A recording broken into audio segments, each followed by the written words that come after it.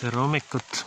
Katsume siis täna ka rääkida Jumala sõnast ja tänane teema on see, et miks noori pole kirikus ja miks kurjus võidab ikkagi, võtab maailmas võimust. Ja tänase lugemine on Matteuse evangeeliumi 10. peatükk, salmid 26-33. Ärge siis kartke neid, midagi ei ole ju kinni kaetud, mis ei tuleks ilmsiks ega peidetud, mida ei saaks teada.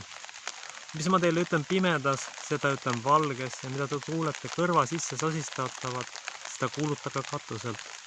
Ärge kartke neid, kes ihu tapavad, hinge ei suuda ka tappa. Pigem kartke teda, kes võib nii hinge kui ihu põrgus hukata. Eks 2 varblast müüda veeringu eest ja ometi ükski neist ei lange maha ilma teie isa teadmata.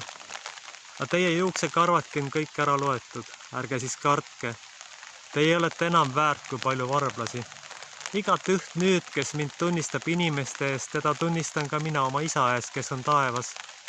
Aga iga ühe, kes iganes minu ära salgab inimeste ees, tema salgan ära ka mina oma isa ees, kes on taevas.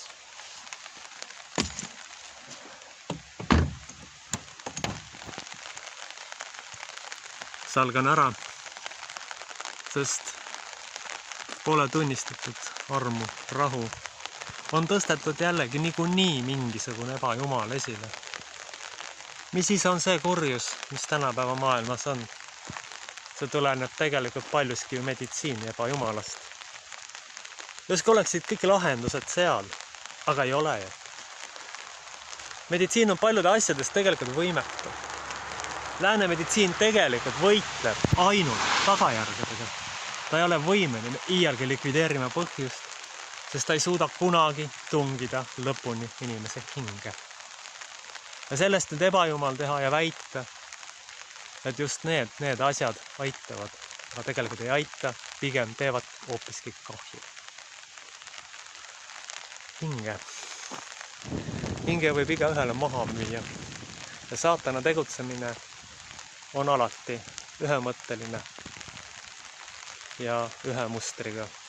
Ta tahab hävitada. Ta tahab normaalsed inimsuhted muuta, kuulutada ebanormaalsuseks.